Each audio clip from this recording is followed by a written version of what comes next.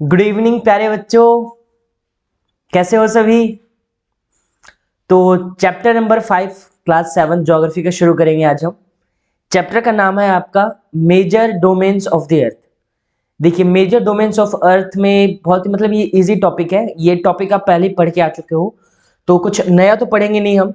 जो previous classes में जो भी टॉपिक हमने पढ़ा था, जो भी समझा था, बस उसका लेवल थोड़ा बढ़ा दिया जाएगा और चीज़ों को डिटेल में एक्सप्लेन करने की कोशिश करेगा ये अपना चैप्टर। तो चलिए, अब चैप्टर शुरू करने से पहले एक क्वेश्चन आप लोगों के लिए, कि क्वेश्चन आपसे ये है कि सिर्फ अर्थ ही एक ऐसे प्लेस क्यों है जहां पे लिविंग ऑर्गेनिज्म रह सकते हैं। बाकी प्लैनेट्स भी है अपने सोलर सिस्टम में, और हमारे बाकी प्लैनेट्स भी है अपने सोलर सिस्टम में, मून भी है और स्पेस। वहां पे लिविंग ऑर्गेनिज्म क्यों नहीं रह सकते? ऐसा अर्थ पे क्या है जिसकी वजह से लिविंग ऑर्गेनिज्म आपके अर्थ में पाए जाते हैं और ये यहीं पर सिर्फ सर्वाइव कर सकते हैं? तो इस क्वेश्चन को ये चैप्टर हमारा अच्छे से बिल्कुल क्लियर कर देगा और हमको ये अच्छे से समझा देगा कि अर्थ के मेजर कंपोनेंट्स कौन से हैं जिसके वजह से लिविंग ऑर्गेनिजम्स अर्थ पे सरवाइव करते हैं। चलिए ठीक है, तो शुरू करते हैं चैप्टर। देखिए, as you have read in the first chapter, the earth is the only planet which has life. Human beings can live here because the life sustaining elements of land, water and air are present on the earth. अब देखो वही बता रखा है यहाँ पे कि जो लिविंग ऑर्गेनिज्म है वो सिर्फ अर्थ पे ही सर्वाइव कर सकते हैं क्योंकि कुछ लाइफ सपोर्टिंग सिस्टम होता है। यानी अगर आप सर्वाइव करना चाहते हो तो वो चीज आपको चाहिए। तो तीनों आपकी अर्थ पे अवेलेबल है। अर्थ पे आपका लैंड है, वाटर है और एयर है। ठीक है, जमीन जहां पे हम रहते हैं, वाटर जो हमारी नीड को पूरा करता है, और एयर जिसे हम ब्रीथिंग करते हैं। ठीक, तो ये तीनों चीजें आपके अर्थ पे मिलती हैं, बाकी और किसी प्लेनेट पे है ही नहीं। इसीलिए सिर्फ अर्थ पे क्या है आपका लिविंग ऑर्गेनिज्म सर्वाइव कर सकते हैं। बड़ा ही इजी कॉन्सेप्ट है आपका। देखो, तो ये टॉपिक क्या बताया जा रहा है यहाँ पे? Three main component of the environment. तो एनवायरमेंट के आपके तीन मेन कंपोनेंट कौन से हैं उसके बारे में ये चैप्टर आपका डिस्कस करेगा। तो अब भाई, अपना सबसे पहला कंपोनेंट है लिथोस्फेयर, सेकंड है आपका एटमॉस्फेयर और थर्ड है आपका हाइड्रोस्फेयर। ठीक है, देखिए बारी बारी से बता रहा है सबके बारे में यहाँ पे। तो सबसे पहला आपका लिथोस्फेयर क्या होता है? देखिए, the solid portion of the earth on which we live is called lithosphere. यानी अर्थ का जो सॉलिड पोर्शन जहां पे हम रहते हैं, ठीक है, लैंड जहां पे हम रहते हैं, उसी को हम क्या बोलते हैं? लिथोस्फेयर। तो लिथोस्फेयर के अंदर आपका क्या क्या आता है? तो लिथोस्फेयर के अंदर अपनी जो सॉइल है पूरी, यानी जो अपना अर्थ क्रस्ट हो गया वो हो गया, माउंटेन, इसके अलावा आपका प्लेट्यू, आपका डेजर्ट, ठीक है, आपका जो प्लेन है, प्लेन मतलब जो आपकी समतल जमीन है, ये जो पूरा टॉप, ये जो पूरा का पूरा पार्ट है, इस पूरे पार्ट को ही हम क्या कहते हैं? लिथोस्फेयर। चलिए, यही हो गया। सेकंड क्या है? अब सिर्फ अर्थ पे लैंड ही तो नहीं है ना, उसके अलावा और भी बहुत सारी चीजें हैं। जैसे कि हम ब्रीथिंग करते हैं, उसको हम रेस्पिरेशन बोलते हैं। ठीक है, पढ़ेंगे हम बड़ी क्लास में। तो रेस्पिरेशन में क्या होता है कि हम यानी ऑक्सीजन को हम लेते हैं और कार्बन डाइऑक्साइड को बाहर निकालते हैं। इसका मतलब कि अपने आसपास कुछ ना कुछ गैसेस तो मौजूद है, बिल्कुल है। तो इसी गैसेस को क्या कहा जाता है? एटमॉस्फेयर। तो अपने आसपास, अपने पूरे अर्थ में ये जो गैसेस की जो पूरी लेयर है, यानी चारों तरफ जो गैसेस फैली हुई है, इन्हीं को पूरे को हम क्या बोलते हैं? एटमॉस्फेयर। तो वही बता रखा है तुम्हारे, देखो यहाँ पे, the gaseous layers that surrounded the earth is called the atmosphere। खत्म। तो कौन कौन सी गैसेस? आपका oxygen, nitrogen, carbon dioxide and other gases. Percentage आप लोगों को पता है ना, ऑक्सीजन कितने हैं अपने अर्थ पे? लगभग अपने एटमॉस्फेयर में लगभग आई थिंक 21% के आसपास अप्रॉक्स। नाइट्रोजन आपका कितना है? 78% के आसपास।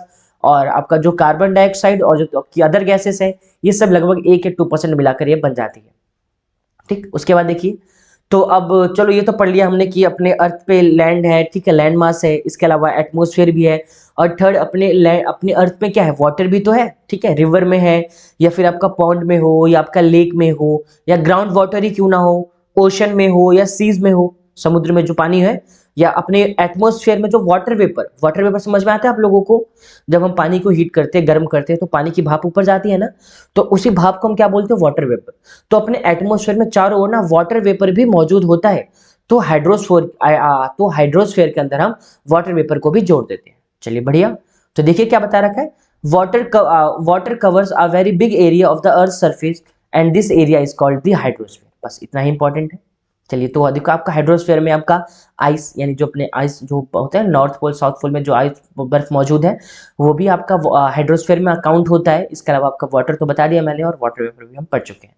अब नेक्स्ट, अब लिथोस्फेयर, एटमॉस्फेयर और हाइड्रोस्फेयर, क्या हम सिर्फ वहां पे रह सकते हैं जहां पे सिर्फ लिथोस्फेयर ही हो? क्या हमको वाटर नहीं चाहिए, या क्या हमको गैसेस नहीं चाहिए, चाहिए ना, ठीक है। या मान के चलिए क्या हम सिर्फ एटमॉस्फेयर में सर्वाइव कर सकते हैं, क्या अपने को लैंड नहीं चाहिए या वाटर नहीं चाहिए, चाहिए। क्या हम सिर्फ वाटर में सर्वाइव कर सकते हैं, लैंड नहीं चाहिए, और क्या एयर नहीं चाहिए, चाहिए। मतलब कि सर्वाइव करने के लिए और आपको जीवित रहने के लिए आपको तीनों चीजें एक साथ चाहिए। तो वो प्लेस या वो जगह जहां पे तीनों चीजें एक साथ मिलती है, इसी को ही हम क्या बोलते हैं, इसी को ही हम बोलते हैं बायोस्फीयर। तो नेक्स्ट टॉपिक आपका वही है क्या, biosphere. The biosphere is the narrow zone where we find land, water and air together which contain all forms of life. अब वही बता रखा है यहाँ पे कि बायोस्फीयर आपका एक ऐसा नैरो जोन होता है जहां पे आपका लैंड, वाटर और आपका एयर तीनों एक साथ मिलते हैं, और यहाँ पे ही आपके लिविंग ऑर्गेनिज्म रहते हैं। प्लांट्स की बात करें, एनिमल्स की बात करें, ह्यूमन बींग्स की बात करें, या हम ऑर्गेनिजम्स यानी आपके जो छोटे जो कीड़े मकोड़े होते हैं, आप इनकी बात करो तो ये भी वहीं पे सर्वाइव करते हैं। चलिए आप देखेंगे यहाँ पे एक वर्ड, आप मतलब कुछ वर्ड्स की मीनिंग है, जैसे लिथोस, ठीक है, जिससे लिथोस्फेयर बना, एटमोस जिससे हेटमोस्फेयर बना, ह्यूडोर जिससे अपना हाइड्रोस्फेयर बना, और बायोस जिससे आपका बायोस्फेयर बना। तो ये आपके, ये सब आपके ग्रीक वर्ड्स है, तो इनके कुछ इनकी मीनिंग दे रखी है इंग्लिश में। लिथोस का मतलब क्या होता है आपका, लिथोस का मतलब होता है आपका स्टोन, एटमोस का मतलब होता है तुम्हारा वेपर यानी भाप, और ह्यूडोर का मतलब होता है आपका वाटर, और लास्ट आपका बायोस का मतलब होता है लाइफ। ठीक है बच्चों, तो आपको ये चारों चीजें याद रखनी है। चलिए तो हम बारी बारी से अब इन सभी कंपोनेंट को अच्छे से डिस्कस करेंगे। तो पहला टॉपिक होगा अपना क्या, लिथोस्फेयर। तो देखो क्या बता रखा है इसकी definition, the solid portion of the earth is called lithosphere. Simple से डेफिनेशन, एक लाइन का है आपका, 1 मार्क्स में पूछा जाता है कि व्हाट इज लिथोस्फेयर, तो आप पहली लाइन लिख दोगे। अगर ये क्वेश्चन आपके 2 मार्क्स का है तो आप पूरा का पूरा पैराग्राफ लिखोगे जो यहाँ पे पढ़ रखा है। देखो क्या है, it comprises the rocks of the earth crust and thin layers of the soil that contain a nutrient elements which sustain organism। यानी आपका जो ये लिथोस्फेयर होता है, इसमें रॉक्स यानी चट्टानों से बना होता है, इसमें अर्थ क्रस्ट भी होता है अपना, और जो अपनी सॉइल होती है वो भी इसी के अंदर आती है, और इन सब में तुम्हारे क्या पाए जाते हैं, न्यूट्रिएंट्स पाए जाते हैं जो किसी भी ऑर्गेनिज्म को चाहिए होते हैं। ठीक है, तो जो भी हमको न्यूट्रिएंट्स या आपको मिनरल्स हमारी बॉडी को या प्लांट्स को, एनिमल्स को जो चाहिए होते हैं, सारे का सारा कहाँ मिलता है, तुम्हारे लिथोस्फेयर में मिलता है। ये बता रखा है यहाँ पे। उसके बाद लिथोस्फीयर को भी आगे 2 पार्ट में डिवाइड कर रखा है। पहला तो जमीन का वो टुकड़ा जो हमको अर्थ के ऊपर दिखाई देता है, उसको हम क्या बोलते हैं, कॉन्टिनेंट। और दूसरा जमीन वो जो आपके समुद्र के नीचे होती है। अब समुद्र के नीचे मान के चलिए आपका सी ऊपर से है, तो समुद्र के नीचे भी तो आपका सरफेस होता है ना, अर्थ सरफेस होता है। तो जो समुद्र के नीचे की जो जमीन होती है उसी को क्या हम बोलते हैं, ओशन बेसिन। उसी को 2 पार्ट में डिवाइड कर दिया। तो देखो, the large land mass are known as continent, और second the huge water bodies are called आपका ओशन बेसिन। यहाँ तक खत्म हो गया। अब इस पैराग्राफ में सिर्फ यही बता रखा है कि अपने जितने भी ओशन है ये सभी एक दूसरे से कनेक्ट है, मतलब इनके बीच में बाउंड्री नहीं है। जितने भी महासागर है ना वो सभी एक दूसरे से कनेक्ट है बस। तो अब इस पैराग्राफ में कुछ खास आपका इंपॉर्टेंट है नहीं। तो देखिए नेक्स्ट टॉपिक में बढ़ जाते हैं। मैप, आपका मैप बड़ा इंपॉर्टेंट है। यहाँ पे मैप में आपको 7 कॉन्टिनेंट दे रखे हैं, आपको ये 7 कॉन्टिनेंट का नाम याद रखना पड़ेगा, ठीक है, और इनकी लोकेशन आपको याद करनी पड़ेगी। देखिए तो बारी बारी से देखते हैं। तो ये रहा आपका सबसे पहला कॉन्टिनेंट। अपना सबसे पहला कॉन्टिनेंट कौन सा है तुम्हारा, सबसे पहला कॉन्टिनेंट है अपना एशिया। तो ये देखो आपका एशिया, ठीक है, ये पूरा दिख रहा है यहाँ से आपको, ये जो पूरा आपका येलो पार्ट जो शो हो रखा है यहाँ तक, ठीक है, ये पूरा क्या है हमारा, ये पूरा का पूरा एशिया पहला कॉन्टिनेंट। दूसरा दिख रहा होगा आपको पर्पल कलर का, ये आपका क्या हो जाएगा, ये अपना यूरोप है। थर्ड देखो नीचे, ये थर्ड कौन सा है तुम्हारा, अफ्रीका। फोर्थ ऑस्ट्रेलिया, और फिफ्थ नीचे देखिए ये साउथ पोल में तुम्हारा ये पूरा का पूरा क्या है, अंटार्कटिका। और फिफ्थ अपना ये रहा पूरा नॉर्थ अमेरिका, और यहाँ रहा अपना पूरा ये साउथ अमेरिका। ठीक है, तो ये टोटल अपने 7 कॉन्टिनेंट है, सबके नाम याद रखने हैं। चलिए कॉन्टिनेंट के साथ साथ देखोगे यहाँ पे आपका ओशन भी है, मतलब बहुत सारे आपको जो है ना, टोटल 7 कॉन्टिनेंट है अपने, और अपने 5 ओशन है। तो देखो सबसे पहला दिख रहा है आपको फर्स्ट नंबर पैसिफिक ओशन। आप देखोगे यहाँ अर्थ के ईस्ट की तरफ भी पैसिफिक ओशन है, और वेस्ट में भी पैसिफिक ओशन है। क्यों, क्योंकि अब जो सबसे जो लार्जेस्ट आपका ओशन है वो कौन सा, पैसिफिक ओशन है। अर्थ के बिल्कुल ईस्ट यानी मान के चलिए आपकी अर्थ है, अर्थ के ईस्ट से शुरू होता है और पूरा पीछे का अर्थ कवर करता है और पूरा यहाँ तक आता है। मतलब सबसे बड़ा महासागर कौन सा तुम्हारा, पैसिफिक ओशन। सेकंड देखो उसके बाद कौन सा तुम्हारा, ये रहा सदर्न ओशन। ठीक है, ये जो पूरा पार्ट है ना इतना आपका, ये सारा का सारा ये क्या तुम्हारा, सदर्न ओशन का पार्ट। थर्ड देखो तुम्हारा कौन सा, ये अपना इंडियन ओशन है। फोर्थ है हमारा, ये रहा यहाँ पे अटलांटिक ओशन, पूरा जो एस बना रहा है, ठीक है, एस बना रहा है ना ऐसे करके, ये पूरा क्या है आपका अटलांटिक ओशन। और पांचवा तुम्हारा क्या है यहाँ पे, आर्कटिक ओशन। तो इन 5 ओशन के आपको नाम याद रख लेने बस। चलिए आगे आगे बढ़े फिर। अब हमने मैप देख लिया, अब देखो क्या बता रखा है यहाँ पे, 2 टॉपिक है। सबसे पहले क्या तुम्हारा, माउंट एवरेस्ट। तो जो अपनी हाईएस्ट जो माउंटेन पीक है वो उसका नाम क्या है, माउंट एवरेस्ट है, और उसकी हाइट कितनी है तुम्हारी 8848 मीटर। नेक्स्ट, ये तो तुम्हारे हो गया ना अर्थ के ऊपर की जो सबसे मतलब जमीन का टुकड़ा जो सबसे ऊंचा है वो बता रखा है माउंट एवरेस्ट।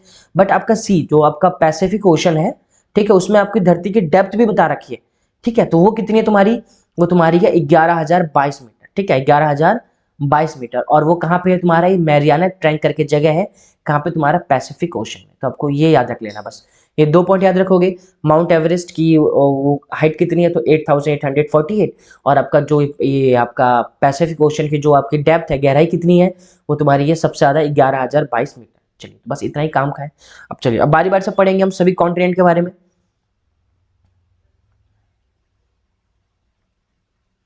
चलिए तो देर आर 7 मेजर कॉन्टिनेंट्स। ये तो अपने को पता है कि टोटल 7 है। कौन कौन सा, Asia, second Europe, Africa, north America, south America, Australia and Antarctica. यहां तक हो गया। अब चलो तो सबसे पहले हम किसके बारे में पढ़ेंगे, अपने एशिया के बारे में। देखो क्या बता रहा है एशिया के बारे में, यहाँ पे मिटा दिया, बढ़िया है, ठीक है।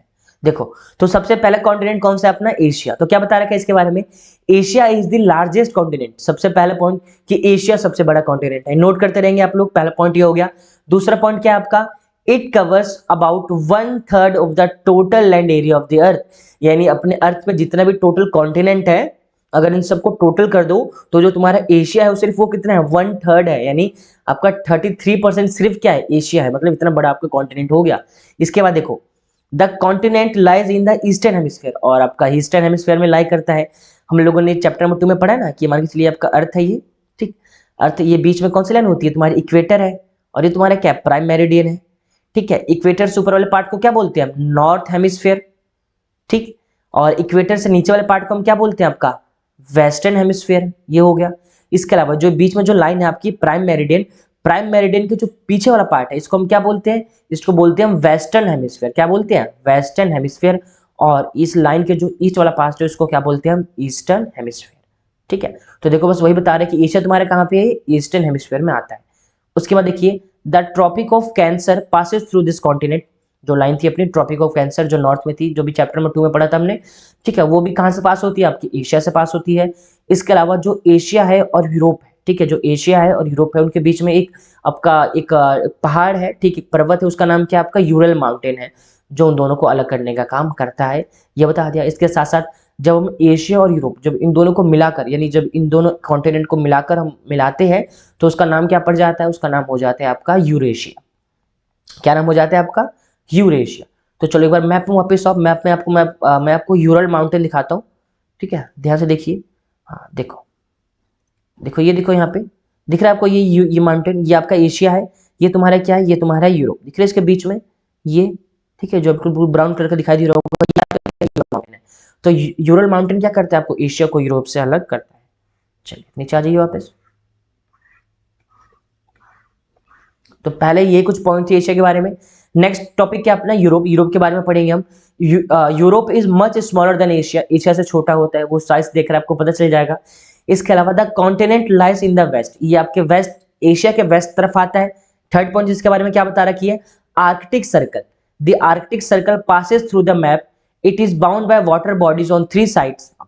कि जो आर्कटिक सर्कल है, यानी आपका देखो बीच में लाइन आपका इक्वेटर है, उसके ऊपर ट्रॉपिक ऑफ कैंसर, ठीक है, फिर जस्ट यानी पता है ना इक्वेटर से 23.5 डिग्री ऊपर क्या होता है, नॉर्थ में ट्रॉपिक ऑफ कैंसर, और इक्वेटर से 66.5 डिग्री ऊपर क्या होता है आपका आर्कटिक सर्कल। तो जो यूरोप है, ये यूरोप से ही आपका आर्कटिक सर्कल वाली लाइन पास होती है, ये बता दिया। और यूरोप आपका तीनों तरफ से वाटर से घिरा हुआ है। चलो ये तो मैप देखते आपको पता चल जाएगा। नेक्स्ट कौन सा है अपना, अफ्रीका। तो क्या बता रहे हैं इसके बारे में, Africa is the second largest continent after Asia, और आपका अफ्रीका सेकंड नंबर का, ठीक है, कॉन्टिनेंट है। The equator 0 degree latitude runs almost through the middle of the continent, और अफ्रीका के बीच में से बिल्कुल कौन सी लाइन पास होती है, आपकी इक्वेटर। उसके बाद look at the figure 5.1, you will find that the only continent through which the Tropic of Cancer, equator and the Tropic of Capricorn passes. ये बहुत इंपॉर्टेंट पॉइंट है। क्या बता रहा है कि आपका जो अफ्रीका है, आपका एकमात्र इकलौता ऐसा कॉन्टिनेंट है जिनमें से आपकी तीनों लाइनें पास होती है। कौन कौन सी, इक्वेटर भी, ट्रॉपिक ऑफ कैंसर भी, और आपका ट्रॉपिक ऑफ कैप्रिकॉर्न भी। चलो मैं आपको इसको मैप में शो करता हूं वापस, देखिए ऊपर मैप में।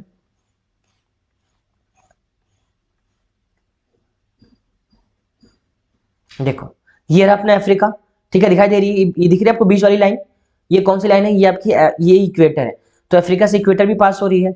इसके साथ ही ऊपर वाली लाइन देखो, ये कौन सा तुम्हारा, ये ट्रॉपिक ऑफ तुम्हारा कैंसर है, देखो ट्रॉपिक ऑफ कैंसर भी यहीं से पास होता है, और ये तीसरी लाइन कौन सी तुम्हारी, ट्रॉपिक ऑफ कैप्रिकॉर्न।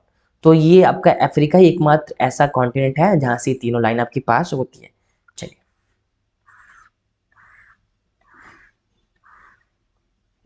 देखो और क्या बता रखा है इसके बारे में, The Sahara Desert, the world's largest hot desert, is located in Africa.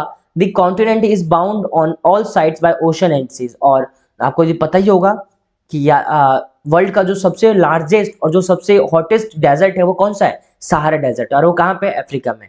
अच्छा आपको इंडिया का पता है कि इंडिया का सबसे बड़ा और सबसे हॉटेस्ट डेजर्ट कौन सा है? चलो अगर पता होगा तो मुझे कमेंट करके इसका आंसर बताओ। चलो आगे देखो, the continent is bound by, ये तो हमने पढ़ लिया कि इसके चारों तरफ सबका वाटर ही वाटर है।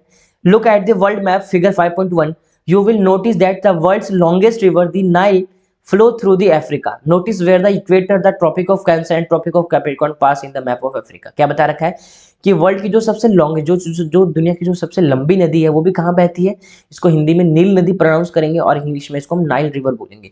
तो जो ये रिवर है ये भी कहाँ से पास होती है, ये भी तुम्हारे अफ्रीका से ही पास होती है। चलो और देखो इसके बारे में क्या बता रखा है, तो नेक्स्ट अब यही पढ़ना था। अब नेक्स्ट टॉपिक इसके ऊपर है हमारा नॉर्थ अमेरिका। देखो नॉर्थ अमेरिका के ऊपर, North America is the third, ठीक है, अपना नॉर्थ अमेरिका क्या है, North America is the third largest continent of the world. It is linked to the South Africa by a very narrow strip of a land called the isthmus of a Panama. देखो क्या बता रखा है, North America तुम्हारा जो तीसरा continent है सबसे बड़ा, ये बता रखा है, इसके साथ ये तुम्हारा साउथ अमेरिका से भी जुड़ा है, ठीक है, और इनके बीच में जो सबसे वो लैंड का पार्ट जो नॉर्थ अमेरिका को साउथ अमेरिका से जोड़ने का काम करता है उसका नाम क्या है, isthmus of Panama. The continent lies completely in the northern and western hemisphere, three ocean surround it. अब ये बता रखा है कि जो तुम्हारा ये नॉर्थ अमेरिका है ये तुम्हारा वेस्टर्न हेमिस्फीयर में आता है और और नॉर्दर्न हेमिस्फीयर में आता है। इसके साथ ये बता रखा है कि ये नॉर्थ अमेरिका के मतलब कि नॉर्थ अमेरिका के तीनों तरफ से मतलब आपके कॉन्टिनेंट है। तो देखो एक बार मैप वहाँ पे चलो, देखो ये चैप्टर ना समझने में तुम्हें मैप तो ध्यान से देखना ही पड़ेगा। चलिए तो देखिए ये रहा अपना नॉर्थ अमेरिका, ठीक, ये रहा पूरा का पूरा नॉर्थ अमेरिका, ये क्या है तुम्हारा साउथ अमेरिका। देखोगे दिख रहा है ये पार्ट दिखाई दे रहा है आपको, बहुत छोटा सा पार्ट है ये वाला पार्ट आपका, हाँ, इसी को हम क्या बोलेंगे, इसको बोलते हैं इस्थेमस ऑफ पनामा करके, और यही पार्ट है जो हमारे नॉर्थ अमेरिका को साउथ अमेरिका से जोड़ने का काम करती है। इसके साथ क्वेश्चन में पूछा गया था कि तीन ऐसे ओशंस के नाम बताओ जो इसको कवर करते हैं, तो बड़े सिंपल है। देखो सबसे पहला, वेस्ट में कौन सा ओशन है तुम्हारा, पैसिफिक ओशन। दूसरा, ईस्ट में कौन सा ओशन है तुम्हारा, एटलांटिक ओशन। और ऊपर देखोगे तो तुम्हारा यहाँ पे नॉर्थ में कौन सा ओशन है तुम्हारा, आर्कटिक ओशन, ठीक है।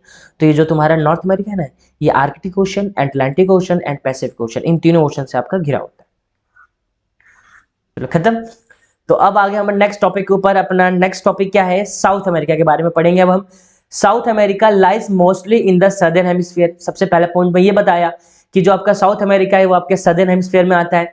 Which two ocean surrounded it on the east and west. और आपसे एक क्वेश्चन पूछा गया है कि साउथ अमेरिका को ईस्ट और वेस्ट से कौन किस किस ओशन ने घेर रखा है, या उनके ईस्ट और वेस्ट में कौन से ओशन है, इनका नाम बताओ। तो मैप देखो 5.1 और आप बताओ मुझे और इसका आंसर क्या होगा, कमेंट करके बता देना आप।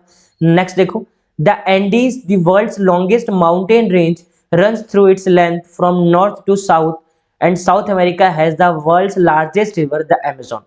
अब देखो दो पॉइंट और बता रहे हैं इसके बारे में, क्या कि जो दुनिया की जो सबसे बड़ी जो माउंटेन रेंज है जिसका नाम क्या है, एंडीज, वो भी तुम्हारी कहाँ पे है, साउथ अमेरिका में है।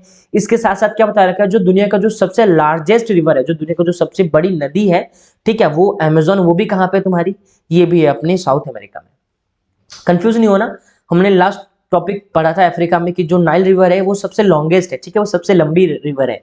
दोनों में फर्क है, ठीक है, लॉन्गेस्ट और लार्जेस्ट में आपका अंतर होता है। लॉन्गेस्ट मतलब सिर्फ लंबी रिवर है आपका, और लार्जेस्ट मतलब कि उसका वो बहुत ही बड़े एरिया को कवर करती है। देखो दिख रहा है यहाँ पे बिल्कुल नॉर्थ से शुरू हो रहा है तुम्हारा ये माउंटेन एंडीज, और बिल्कुल कहाँ तक जा रहा है भाई, पूरा का पूरा साउथ में, ठीक है, मतलब पूरा का पूरा ये उसने पूरे आपके साउथ अमेरिका को वेस्ट पूरा का कवर कर लिया है। कौन सा आपका, एंडीज माउंटेन, ये बता दिया। इसके अलावा दिखा रहा है ये आपका ये ठीक है, ये क्या तुम्हारा अमेजोन रिवर, और दुनिया की जो सबसे बड़ी नदी है ये भी कहाँ पे तुम्हारी साउथ अफ्रीका में पाई जाती है।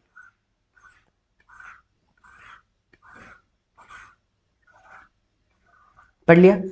चलो अब दो ही कॉन्टिनेंट बचे अपने, कौन कौन से, एक अपना बचा है ऑस्ट्रेलिया और नेक्स्ट कौन सा बता है अंटार्कटिका। देखो तो Australia is the smallest continent that lies entirely in the southern hemisphere, it is surrounded on all sides by the oceans and seas, it is called the island continent. क्या बता रखा है कि ऑस्ट्रेलिया अपने सबसे छोटा कॉन्टिनेंट है, ठीक है, कहाँ पे आपका सदर्न हेमिस्फीयर में है। इसके अलावा ये चारों ओर से आपका ओशंस और सी से घिरा हुआ है, इसी की वजह से इसका नाम क्या है, इसको हम आइलैंड कॉन्टिनेंट भी कहते हैं, किसको, ऑस्ट्रेलिया को। चलिए इतना ही था। अंटार्कटिका के बारे में देखिए, Antarctica completely in this southern hemisphere, पूरा का पूरा सदर्न हेमिस्फीयर में है। The South Pole lies almost centre of this, और साउथ पोल बिल्कुल इसके सेंटर में आता है। It is located in the polar, अभी हमको पता है, ठीक है, साउथ पोलर रीजन में आता है, और permanently cover with a thick ice sheet, और बिल्कुल बर्फ से पूरा हमेशा घिरा ही रहता है। There are no permanent human settlement, वहां पे ह्यूमन बींग्स रहते नहीं है, ठीक है, मतलब कि कुछ कंट्रीज के जो साइंटिस्ट वगैरह होते हैं वो वहां पे रहते हैं कुछ समय के लिए, जो वो अपना रिसर्च वगैरह जो कर रहे होते हैं। तो उसी के बारे में देखो आगे क्या बताया गया कि इंडिया ऑल्सो हैज, कि इंडिया का भी कुछ आपका रिसर्च स्टेशन है आपके कहाँ पे, अंटार्कटिका में। दो याद रख लेना, क्या लिखा है, फर्स्ट मैत्री और नेक्स्ट क्या तुम्हारा यहाँ पे भारती, ठीक है। तो ये दो तुम्हारे रिसर्च स्टेशन है जो इंडिया के हमारे अंटार्कटिका में है। तो हमने ये कॉन्टिनेंट वाला पार्ट तो कवर कर लिया, इतना ही बता रखा है। ये देखोगे मैप में एक पॉइंट इंपॉर्टेंट यहाँ पे बता रखा है आपको, ठीक है, दो वर्ड है यहाँ पे, क्या है तुम्हारा, एक है स्ट्रेट और दूसरा तुम्हारा क्या है, इस्थेमस। बहुत सिंपल, स्ट्रेट क्या होता है, strait is a narrow passage of water connecting two large water bodies like seas and ocean. क्या बता रखा है, स्ट्रेट किसे बोलते हैं, स्ट्रेट आपका ना वाटर बॉडी है, यानी पानी ही है जो क्या करता है, जो दो बड़े बड़े वाटर बॉडी को जोड़ने का काम करता है। तो उस इलाके को या उस पानी के इलाके को हम क्या बोल देते हैं, स्ट्रेट बोल देते हैं। देखो तो दिख रहा है आपको यहाँ पे, ये आपका ये जो इंडिया और श्रीलंका इसके बीच में एक स्ट्रेट है जिसका नाम क्या है, क्वेश्चन में पूछ रहा है, इसका नाम है आपका पाल्क स्ट्रेट, ठीक है, पाक स्ट्रेट बोलते हैं उसको, PALK, पाक स्ट्रेट इसको बोलते हैं। और ये पाक स्ट्रेट क्या करता है तुम्हारा, ये बे ऑफ बंगाल दिखाई दे रहा है, बे ऑफ बंगाल हो गया और ये अपना अरेबियन सी हो गया, इन दोनों, ये दोनों जो वाटर ये यहीं पे आके मिलते हैं, यानी क्या करता है, ये दोनों समुद्र को जोड़ने का काम करते हैं, इसलिए इसका नाम क्या है, पाक स्ट्रेट। तो इंडिया और श्रीलंका के बीच में जो गैप है वहां पे जो वाटर है, वो वाटर क्या करता है, आपका अरेबियन सी और अपना बे ऑफ बंगाल को जोड़ने का काम करता है, ठीक है, इसलिए उसको स्ट्रेट कहा जाता है और उसका नाम क्या है, पाक स्ट्रेट। इसके अलावा इस्तेमाल तो हमने पढ़ चुके हैं कि इस्तेमाल क्या होता है, आपका लैंड होता है, ठीक है, जमीन का टुकड़ा होता है जो बड़े जमीन के टुकड़े को जोड़ने का काम करता है, उसको हम इस्तेमाल बोलते हैं।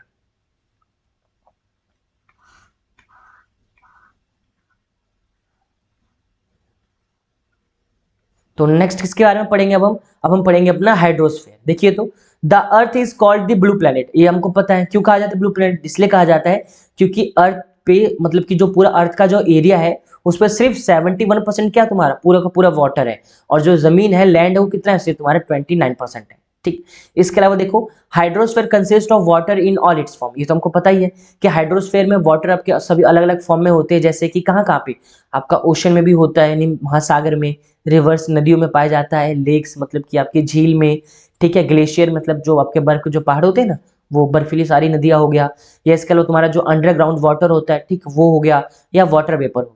तो ये सभी वाटर के अलग अलग फॉर्म्स है और इन सबको ही हम क्या बोलते हैं हाइड्रोस्फीयर। इसके बाद देखो more than 97% of the earth water is found in the ocean and is too salty for human use. हमको पता ही है कि दुनिया में जितना भी आपका 100% पानी है उनमें से सिर्फ 97% पानी आपका कहाँ पे, ओशन में। ठीक है ना, आपको पूरा ये पाई चार्ट दिखा रहा है आपको कि आपके अर्थ पे पूरा का पूरा इतना वाटर है, और इतना वाटर क्या है, पूरा का पूरा आपके समुद्र में और महासागर में है, और वो क्या है, सॉल्टी है, अपने किसी भी काम का नहीं है। और सिर्फ थोड़ा सा कितना 2.5% वाटर ही है जिसकी नीड, मतलब जिसकी जरूरत हम लोगों को है, और हम सिर्फ उसी का यूज कर सकते हैं। A large proportion of the rest of the water is in the form of ice sheet and glacier or under the ground, and very small percentage is available for fresh water। अब वही बता रखा है कि इन 2.5% में से भी जो ज्यादातर पानी वो तुम्हारा कहाँ पे, ग्लेशियर में, यानी बर्फ के रूप में जमा हुआ है, या तो तुम्हारे कहाँ पे ग्राउंड वाटर धरती के अंदर है, और बहुत ही कम पानी है जो अपने रिवर में, लेक्स में या पॉन्ड्स में जो अपनी धरती पे अवेलेबल है। चलिए